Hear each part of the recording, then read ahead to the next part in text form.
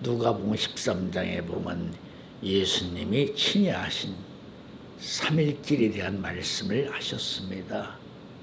저요 같은 헤롯에 가서 전하라.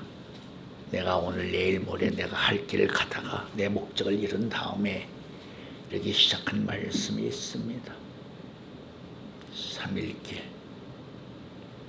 성경에 등장하는 위대한 하나님의 사람들은 누구나 다 3일길을 걷게 되어 있습니다.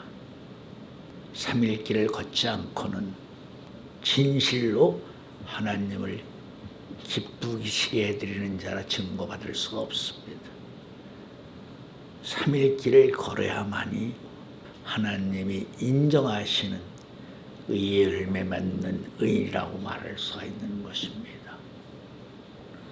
많은 사람들이 고유적인 자기에게 주어진 은혜 안에서 각자 하나님이 주신 사명의 길을 걷는 다양한 3일길이 특징적으로 많이 나타나 있기는 하지만 가장 모범적이고 표본적인 3일길을 걸은 사람을 오늘 여러분들이 잠시 소개하고자 하는 것입니다. 창세기 5장 32절 마지막 절이죠. 노아가 500세 된 후에 셈과 함과 야벳을 낳았다는 말씀이 있습니다. 그 말씀의 의도 속에는 노아가 500세 된 후에 셈과 함과 야벳을 낳아야 되는 이유가 함축되어 있는 말씀이기도 하는 것입니다. 분명히 족장시대에 거의 100세 미만, 200세 미만에서 자식들을 낳았습니다. 그런데 왜 노아는 500세 된 후에, 후란 말은 500세가 넘어서 라는 의미가 있죠. 왜 500세 된 후에 자식을 낳았던 것인가? 그 말씀의 이면 속에는 노아가 자식을 낳고 싶어도 자식이 생기지 않아서 뒤늦게 늦둥이 시고로 자식을 낳았다. 그런 의미는 전혀 아닙니다. 그런데 왜 500세 후에 셈과 함과 야벳을 낳았을까? 노아의 입장을 깊이 살펴보면 노아 자신이 하나님께 소원한 결연한 의지의 선택에 따라서 노아가 그렇게 자식을 낳았다고 말할 수밖에 없습니다. 나는 하나님에게 창세기 6장 8절 말씀처럼 하나님에게 완전한 은혜를 받고 하나님으로부터 완전한 당대의 의인이라는 칭호를 받기 전에는 나는 절대 자식을 낳지 않겠다. 그런 노아 자신이 스스로 선택한 소원에 있었기 때문에 노아 자신이 그 은혜를 받기까지는 절대 자식을 생산하지 않았다는 것입니다. 사도 바울도 갱거라에서 머리를 깎고 서원했습니다. 그 서원한 내용이 뭐죠? 나는 복음을 전하는 순간까지 내가 내 손으로 일한 돈으로 복음을 전하겠다. 그것이 사도 바울이 자율적인 신앙의 양심을 가지고 하나님을 바라보며 서원한 서원의 기준점입니다. 그래서 그거를 기념하기 위해서 결혼의 의지를 하나님께 드리기 위해서 머리를 깎았다. 그런 것처럼 노아도 그렇게 스스로 신앙의 양심을 가지고 소원해서 그 소원한 결과가 자기를 통해서 이루어질 때까지 의도적으로 자식을 생산하지 않았다 하는 사실을 알아야 됩니다. 그래서 노아가 500세 된 후에 그 목적을 이루었다. 그렇기 때문에 노아가 500세 된 후에 셈과 함과 야벳을 낳았다. 500세라는 나이를 기준한 것이 아니죠. 다시 말하면 완전한 은혜를 받아서 성부, 성자, 성령의 비밀과 암호를 받기까지 자기 자신과 싸워 이긴 기다림, 욕과 같은 인내, 그렇게 500세 되어서 결과적으로 당대인 완전한 자가 되었다 하는 말씀을 알아야 되는 것입니다. 나이를 정해놓은 것이 아닙니다. 완전한 은혜, 성부, 성자, 성령의 비밀을 암호를 받기까지 받고 나니까 500세가 되었다는 거죠. 그리고 셈과 함과 야벳을 낳았습니다. 당대의인이 완전한 자가 낳은 세 아들은 어떤 입장이 되었을까? 아담의 계월은 누구를 막론하고 태어나는 순간 원죄유전죄 자범죄를 짊어지고 태어나게 됩니다. 그러나 노아는 노아 스스로 신앙의 양심으로 소원하고 외친 결과를 취득한 자로서 자식을 낳았기 때문에 그 자식은 완전한 자가 낳은 자식이므로, 완전한 은혜를 받은 사람이 낳은 자식이므로 그 자식은 아담의 계율과 상관이 없는 자식을 낳게 되었다 라고도 선언할 수가 있는 것입니다. 왜냐하면 방주의 3층층에 탈 수 있었다는 것은 곧 셋째 하늘에 거주하고 있다는 입장을 지적할 수도 있는 말씀이라는 것을 알아야 됩니다. 셋째 하늘나라, 방주의 3층은 셋째 하늘나라를 상징하고 있다는 것을 알아야 됩니다. 그렇기 때문에 노아가 낳은 세 자식들은 은혜의 사람이 당대 완전한 의인이 낳았기 때문에 그들은 육과 혈에 속한 자식들이 아니라 은혜로 낳은 약속의 자녀들이라고도 말할 수 있다 하는 사실을 알아야 됩니다. 그렇다면 과연 노아가 어떻게 3일길을 걸었는지, 노아의 일상을 통해서, 아담을 통해서 하나님이 계획하시고 준비하셨던 메시아가 걸어야 될 3일길을 우리가 재조명하고자 하는 것입니다. 분명히 아담을 통해서 하나님이 3일길을 준비해 놓으셨습니다. 첫째 길은 어린 생명이 걷는 길입니다. 그 길을 통해서 생명록에 기록될 수 있는 과정이 열려져 있는 것입니다. 그래서 어린 생명에게 준 첫 번째 언약이 바로 행위 언약이었다. 행위 언약에 순종해야만이 100세에 못 되어 죽는 자는 저주받은 아이겠고 라는 과정을 초월할 수 있는 것입니다. 100세에 죽는 자는 어린아이겠고, 여기서 100세란 말은 바로 생명록에 기록되어 있는 나이를 말할 수 있는 것입니다. 그래서 아담이 행위의 언약에 순종하면 두 번째 언약을 받게 되죠. 그 언약이 구속의 언약입니다. 구속의 언약을 받게 되면, 이기게 되면 세 번째 은혜의 언약을 받게 되는 것이죠. 그래서 이렇게 아담을 위해서 하나님이 3일길을 세 가지 언약을 준비해 놨기 때문에 예수님도 공세의 과정을 걷는 입장에서 마귀에게 3번 시험을 받은 것이다. 3번 시험을 받았다는 말은 첫째 아담에게 준비된 3가지의 언약을 마귀로부터 시험받게 하는 것이다. 이렇게 아담에게 준비된 내용의 세계를 우리가 아담을 통해서 설명을 하려면 행위 언약에 대한 사실은 드러나 있지만 구속의 언약과 은혜의 언약의 세계에는 아담이 실존적으로 과정이 없기 때문에 설명할 방법이 없습니다. 그래서 그 아담이 걷었던 모습을 실제적으로 그 3일길을 걸었던 구체적인 대상을 통해서 우리 비교해 볼 필요가 있다는 것입니다. 그 사람이 노아라는 것이죠.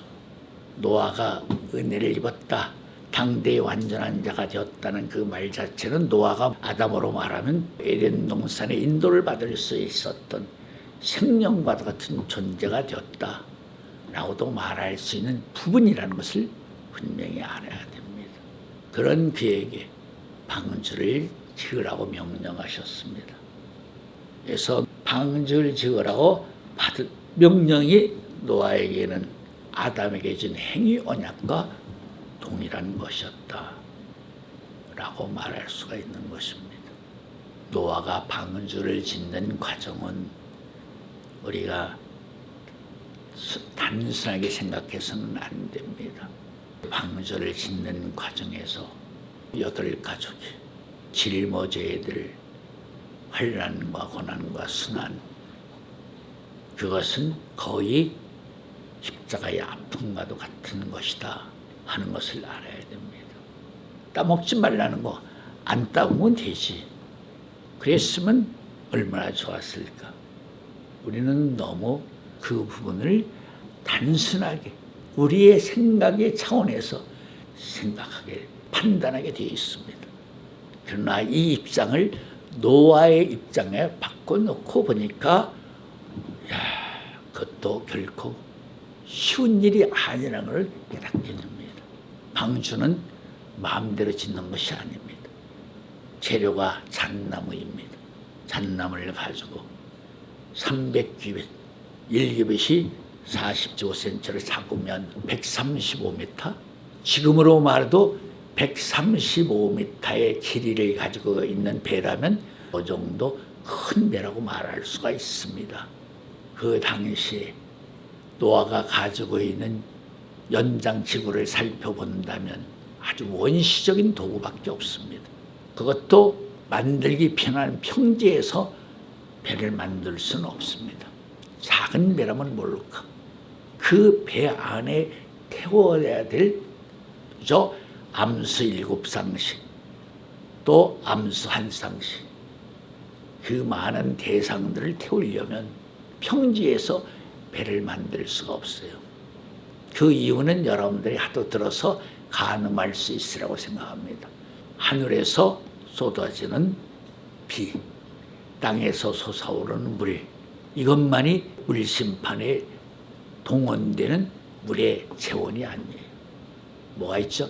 기본적으로 바로 육지에 담겨있는 해양, 바닷물이 3가지의 물이 물심판을 하는 물의 재원이 되고 있는 것이죠. 그렇기 때문에 바닷물이 이동하죠. 지상에 있는 땅에 있는 배는 바닷물이 움직이면 바닷물에 폭삭 쌓여지게 되어 있습니다. 그렇기 때문에 그 이동하는 해수에 배가 뜨기 위해서는, 깨어지지 않기 위해서는 최소한도 배가 몇천 미터 위에서 만들어져야 돼요. 지상에서. 그래서 하나님이 노아에게 배를 아란낯산에서 만들게 했다. 아란낯산 높이가 5,000m 넘는다는 여러분들이 아실 것입니다. 물론 정상에서 만들지는 않았겠죠. 배를 만들 수 있는 편안한 입적인 정권에서 지시하셨겠지만 거기에서 배를 만드는 것입니다. 7, 80년 동안 그 만드는 과정에서 노아가 아무 말도 없이 배만 만드는 것이 아니에요. 방주를 만드는 기간에 노아는 끊임없이 전도를 해야 됩니다. 너희들이 구원받기 위해서는 내가 만든 방주에 타야 된다. 하나님이 인간 지으셨음을 후회하사 물로 심판하실 것이다. 끊임없이 전도를 해야 됩니다. 그 전도를 들어준 사람이 있나요?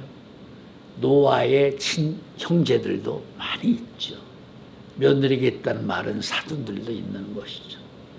아무도 들어주지 않았죠. 오직 노아의 가족들로는 무드셀라가 도와줬고 노아의 아버지인 라멕이 도와줬겠죠. 라멕은 할아버지인 무드셀라보다 먼저 죽었습니다. 얼마나 방주를 만드는 기간이 험난하고 힘들고 어려웠으면 세 젊은 며느들이 방주를 만드는 기간에 아이를 생산하지 못했어요. 못 낳게 했다 그런 뜻이 아니. 방주를 만드는 그 과정이 너무나 고통스럽고 힘들고 어렵기 때문에 젊은 아낙네들이 경수가 다 끊어졌다는 거예요. 뭐 여자분들은 아마 그걸 이해하기가 쉬울 거예요. 남자분들보다. 노아의 세 자부들은 방주를 짓기까지 다 아이를 안 낳으려고 한 것이 아니라 경수가 끊어졌기 때문에 아이를 생산하지 못했다. 방주를 만드는 게 얼마나 힘들었겠는가 하는 것을 말하고 있는 것이에요. 그래서 노아가 하나님이 내가 네 의로움을 봤다. 방주를 만들고 나서 600세 2월 10일 날 방주에 들어가게 했죠. 물론 그 안에 짐승들을 다 태우게 했습니다. 짐승들이 먹어야 될 양식도 다 방주 안에 준비해 놨고요. 방주의 역사가 바로 아담의 입장으로 말하면 하나님이 노아에게 행위의 언약을 주신 것입니다. 방주는 실제 행위로 만든 것이죠. 실제로 만든 역사입니다. 그리고 이제 방주에 타게 하죠. 방주에 타서 5개월 동안 본격적인 물 심판이 이루어졌고 5개월 7월 17일 날 다시 아란낫산에 방주가 도착했어요. 그 말은 방주가 걸어야 될 운행해야 될 길을 방주가 다 걸었다. 방주의 이동이 시작돼서 바로 이동이 끝났다. 10월 1일 날 산봉우리가 보이기 시작하고 이렇게 방주 안에서의 역사가 1년 10일 동안 진행이 되었다. 방주의 안에서 아무런 의미 없는 시간이 경과한 것이 아니죠. 방주 안에서 무슨 역사를 했어요? 감람나무 비둘기 역사를 했다는 사실을 알아야 됩니다. 방주 안에서 비둘기 역사를 했죠. 까마귀와 비둘기의 역사를 했다. 예레미야 31장에 보면 이런 말씀이 있죠. 내가 천국에 이르러 저한테 사람의 씨와 짐승의 씨를 동시적으로 뿌렸다는 말씀이 나옵니다. 마찬가지입니다. 방주 안에서 비둘기 역사와 까마귀 역사를 했다는 말은 하나님이 새 창조 새 역사의 세계를 이루시는 역사의 마당에 사람의 씨와 짐승의 씨를 동시적으로 뿌렸다 하는 의미가 된다는 것을 알아야 됩니다. 방주 안에서의 역사가 곧 두 번째 아담에게 준 구속의 언약이 되는 것이다. 구속의 언약. 우리가 이런 표현을 가끔 사용합니다. 로마서 8장에도 인용하신 것처럼 미리 아시고 정하신 자들을 부르시고 그런 말이 있습니다. 방금 전에 소개했듯이 사람의 씨와 짐승의 씨를 뿌렸다. 사람의 씨, 비둘기를 통해서 뿌렸고 짐승의 씨는 다시 말하면 까마귀를 통해서 뿌렸다. 그렇게도 말씀할 수가 있는 것입니다. 그것이 곧 뭐예요? 방주 안에서 한 역사입니다. 이 말씀을 하는 저희 속에는 우리가 그리스도 안에서 만세전에 예정함을 입었다라는 의미를 말하고 있는 것입니다. 그리스도 안에서 우리는 예정함을 입었다. 씨를 뿌릴 때에는 지인은 그 씨가 누구인지 다 알죠. 그 부분을 그렇게도 외적으로 말씀을 할 수가 있는 것입니다. 그렇기 때문에 방주를 만드는 행위가 방주를 만드는 역사가 행위 언약이 되었고 방주를 통해서 하나님이 이루시고자 하시는 역사가 구속의 언약이 된 것이고 방주에서 내려와서 노아가 무지개의 언약을 맺은 후에 마지막으로 노아가 무슨 일을 하죠? 포도원을 만들기 시작하죠. 포도원을 만들어서 포도나무를 심고 나무에 달 열매를 통해서 포도주를 만들고 포도주에 취해서 노아가 발가벗게 되죠. 포도주에 취해서 벗은 것입니다. 포도주에 취해서 벗은 것이지 다른 것에 취해서 벗은 것이 아닙니다. 육신의 소욕을 위해서 벗은 것이 아닙니다. 포도주에 취해서 벗었다는 사실을 알아야 됩니다. 노아가 포도원을 만들지 않으면 생명나무이신 예수님이 이 땅에 오실 수가 없습니다. 생명나무로는 이 땅에 오시지 못합니다. 왜? 영원한 생명을 빼앗겼기 때문에. 첫째 아담에게 준 바로 영원한 생명을 빼앗겼기 때문에 영원한 생명을 스스로 가질 수 없는 이 땅에 생명나무 자체가 되신 하나님이 오실 수가 없습니다. 그렇기 때문에 노아가 만든 포도원을 통해서 생명나무이신 예수님이 죽는 나무, 포도나무로 이 땅에 오실 수 있는 것이죠. 생명나무가 이 땅에 포도나무로 오시는 이유는 뭐죠? 우리에게 값없이 요한일서 2장 25절 말씀처럼 영원한 생명을 주시기 위해서 오신 것입니다. 그렇기 때문에 예수님이 이 땅에 오셨다라는 것은 정말 하나님이 우리에게 하나님의 놀라우신 선물 중에 가장 귀한 선물을 주셨다라고 말씀할 수가 있는 것입니다. 하나님의 아들이 되는 것, 예수님 때는 참 쉬웠어요. 요한복음 3장 16절 말씀처럼 하나님이 아들이라는 사실을 인정하면, 믿고 따르면 하나님의 자녀가 되는 권세를 주셨다는 거죠. 이 말씀을 하고 있는 이면 속에는 뭐가 있죠? 노아가 포도원을 만들었다는 말은 노아가 은혜의 언약을 이뤘다는 것을 말하는 것입니다. 그래서 요한복음 1장 14절에 예수님은 은혜와 진리로 오셨다. 예수님을 은혜와 진리로 오게 한 사람이 누구죠? 바로 노아가 아니면 예수님이 이 땅에 은혜와 진리로 오실 수가 없었어요. 노아가 포도원을 만들었다, 포도 농사를 짓게 했다는 말은 노아가 메시아가 거래될 3일길 세 번째 은혜의 언약을 받은 것이다. 그래서 노아가 하나님이 기뻐하신 대로 그 은혜의 언약을 이뤘다. 이뤘다는 의미가 뭐죠? 포도주에 취해서 노아가 벗었다는 사실. 노아가 포도주에 취해서 벗지 못했다면 노아도 세 번째 언약을 이루지 못한 것입니다. 그러나 노아가 포도주에 취해서 벗었기 때문에 노아는 세 번째의 은혜의 언약을 이룰 수 있었던 것이다. 그렇기 때문에 히브리 기자가 노아를 의의 후사라고 말하는 것이죠. 아브라함을 믿음의 아버지라고 말한다면 노아는 의의 아버지가 되신 분이시다. 그러나 한 가지 우리가 분명히 알아야 될 사실이 있습니다. 우리가 로마서 5장 말씀을 인용한다면 아브라함은 인류의 조상, 믿음의 조상 다 되지만 그런다고 해서 노아에 대해서는 아브라함처럼 인류의 조상, 의의 조상이라는 말씀이 없다는 것을 알아야 돼요. 우리가 아브라함과 노아를 대조해서 비교해 본다면 아브라함의 신앙의 색깔은 정말 고결하게 뛰어나게 드러나고 있지만 노아에 대해서는 그런 부분이 없습니다. 단지 히브리 기자를 통해서 의의 후사가 되었다라는 말씀뿐이 없다는 것이죠. 그럼 왜 하나님은 아브라함과 노아에 대해서 그렇게 차별적인 색깔을 드러낸 것일까라는 점을 깊이 공부해 본다면 아브라함의 생애에는 모든 것이 맞춰졌지만은 노아의 생애는 끝이 나지 않았습니다. 왜? 마지막이 노아 때이기 때문에.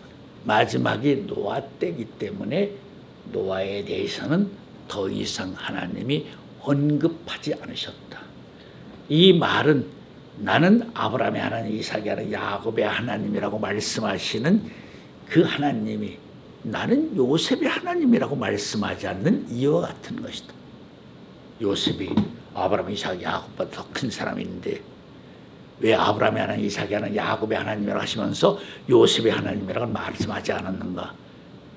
분명히 다윗의 하나님도 있습니다. 그러나 요셉의 하나님이라는 말씀은 없습니다. 한 군데도. 그 말은 요셉이 하나님이란 칭호를 얻기에는 요셉이 별 볼 일 없는 사람이다, 그런 뜻으로 말하는 것은 아닙니다. 다시 말하면 요셉의 생애는 구속사의 입장에서 드러난 사실로 끝이 나지 않았기 때문이라는 거죠. 요셉은 마지막 때 세림의 마당에 이 땅에 등장한 하나님이 예비하신 준비하신 완전한 한 시죠. 그래서 요셉이 마지막 때 끝을 이루는 구속사의 주인공으로 다시 등장하기 때문에 요셉의 이름을 더 이상 거론하지 않는 것처럼 노아도 그런 맥락이 있다 하는 사실을 우리가 알아야 되는 것입니다. 아담이 에덴 동산에 거래될 3일길을 적나라하게 실존적인 입장에서 가장 잘 나타내고 있는, 보여주고 있는 사람이 노아라고 말할 수 있다. 그래서 노아의 생애를 통해서 노아가 걸은 3일길을 세 가지 언약을 어떻게 이뤘는가를 지금 설명해 드리는 것입니다. 노아가 방주를 만들었다. 뭐라고 그랬죠? 행위 언약을 이룬 것이다. 또 1년 10일 동안 방주 안에서 생활하고 있는 노아를 통해서 보여주고 있는 모든 일정들은 곧 무엇을 말하는 것이다? 노아가 두 번째 받은 구속의 언약을 이루는 과정을 전적으로 보여준 내용이 되는 것이다. 세 번째, 노아가 방주에서 내려와서 무지개의 언약을 받고 포도 농사를 시작해서 포도 열매를 따서 포도주에 취해서 발가벗었다는 것은 곧 노아가 은혜의 언약을 이루는 것이 되는 것이다. 그렇기 때문에 노아는 성부, 성자, 성령의 비밀과 암호를 가진 자로서 의의 후사가 되는 것이다. 노아는 의의 후사가 되었지만은 노아의 가정을 깨어지고 말았죠. 만약에 노아의 가정이 깨어지지 않고 8가정이 하나님이 바라시고 원하시는 대로 거룩한 성가정을 이뤘다면 예수님은 어떻게 올 수 있죠? 어떤 입장으로 오신다? 고난의 주로는 오시지 않는다. 영광의 주로 오실 수 있는 것이다. 영광의 주로 오실 수가 있었어요. 근데 그것이 깨어짐으로 영광의 주로 오시지 못하는 그 과정을 예수님이 잘 표현하고 계시는 것이, 나타내고 있는 것이 어디에서? 겟세마네 동산에서 할 수만 있으면 이 잔을 내게서 떠나가게 하시고, 그 말의 의미는 뭐죠? 그런 기회가 있었다는 거죠. 그 잔을, 고난의 잔을 마시지 않을 수 있는 기회가 있었는데 노아의 가정이 깨짐으로 사라졌다는 것입니다. 그래서 이제는 부득이 내가 마실 수밖에 없습니다. 잘 깨달아야 돼요. 이제 에덴 동산에서 하나님이 아담을 통해서 이루시고자 하시는 3일길이 어떤 길인지 조금은 그래서 감이 잡혔으리라고 믿습니다. 그렇게 3일길을 걷게 했다면, 아담이 순종했더라면 아담이 어떤 사람이 되었겠어요? 아담이 시편 110편 4절에서 여호와가 맹세에 대한 말씀처럼 하나님과 우리 사이의 중보자가 된 것입니다. 중보자, 하나님 아들과 같은 제사장, 멜기세덱이 되는 것이죠. 누가? 아담이 멜기세덱이 되는 것이죠. 그러면 예수님이 이 땅에 고난의 주로 오신 것은 아닙니다. 오시긴 오십니다. 그러나 죽는 이름으로 오시진 않아요. 영광의 주로 이 땅에 오신다 하는 것을 알아야 됩니다. 영광의 주로 오는 것과 고난의 주로 오는 것의 차이점을 하나만 더 얘기하고 마치겠습니다. 히브리 9장 26절에 자주 고난을 받지 않기 위해서 세상 끝에 오신 것이다. 그건 뭐죠? 고난의 주. 그 말씀을 잘 깊이 우리가 새겨서 깊이 공부해 본다면 고난이 아닌 영광의 주로는 뭐예요? 굳이 세상 끝에 오실 필요가 없어요. 영광의 주로는 뭐예요? 자주 오실 수도 있다는 거죠. 이해가 됩니까? 그 부분을 제가 지금은 딱 집어서 여러분들한테 강조하는 것입니다. 고난의 주는 자주 고난을 받지 않게 세상 끝에 오시지만 영광의 주는 고난을 받으러 오신 것이 아니라 영광을 받기 위해서 오신 것이기 때문에 영광의 주는 세상 끝에 오실 필요가 없어요. 어느 때라도 영광의 주를 영접하기 위해서 준비된 자들이 있는 곳이라면, 깨어있는 곳이라면, 예수님이 이런 말, 너희 중 두 사람이 합심하여 기도하는 곳에는 내가 오겠다 하는 말씀을, 영광의 주는 영광의 주를 깨어 기다리는 사람들이 있는 곳에는 항상 내가 언제라도 너희들에게 오겠다, 그런 의미가 있다는 것을 알아야 됩니다. 그 영광의 주와 고난의 주는 사이가 있는 것입니다. 예수님이 고난을 통해서 영광의 주가 된 것과 죄와 상관없이 아예 영광의 주로 온다는 것은 차이가 있는 것입니다. 그 점을 오해하면 안 됩니다. 예수님이 고난을 통해서 영광의 주가 되어서 우편 보좌에 계시는 그 영광의 주와 죄와 상관없이 자기를 바라는 자들에게 영광의 주로 오신 것하고는 전혀 다른 것입니다. 차원이 다르고 영광이 다른 것입니다. 그러니까 영광의 주 자체로 오신다는 말은 그분이 하나님 아들로 오신 것이 아닙니다. 하나님 자체로 오신 것입니다. 그 말은 하나님 자체로 오기 위해서는 그분이 여인의 몸으로 오지 않는다는 거죠. 여인의 몸으로 오지 않죠.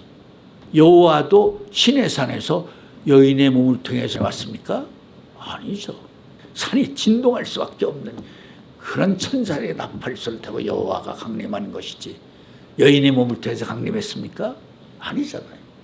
마찬가지.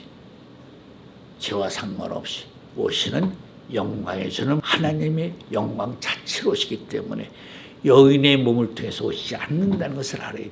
죄 때문에 여인의 몸을 통해서 오시는 것이지, 죄가 아니면 하나님이 여인의 몸을 통해서 올 필요가 없어요. 노아가 성가정이 깨어지지 않았으면 노아의 성가정을 통해서 새 창조 새 역사의 세계를 이룬 첫 가정을 통해서 예수님이 이 땅에 영광의 주로 올 수도 있었어요. 근데 그게 깨어짐으로 또다시 본래의 모습으로 오셔야만 되죠. 그것을 가리켜 겟세마네 동산에서 예수님이 할 수만 있으면 이 잔을 내게서 떠나게 하시고, 그러나 내 온대로 마시옵고 아버지의 뜻대로 행하시옵소서. 실직 한번 그저 옮겨질 수도 있는 가능성이 있었던 일이 이 땅에서 있었기 때문에 그렇게 표현한 거예요. 그때가 언제냐? 노아 때죠. 노아 때 아슬아슬했죠. 노아의 성가정이 함으로 말미암아 마귀의 역사가 깨어지지 않았다면 예수님이 피조물 여인의 몸을 통해서 이 땅에 올 필요가 없었죠. 참 안타까운 그런 입장을 예수님이 그렇게 표현을 하셔야만, 그렇게 표현하신 말씀대로 성경이 이루어졌다는 사실을 우리에게 가르쳐주기 위해서 예수님이 그렇게 기도하신 것이다. 자, 기도하겠습니다.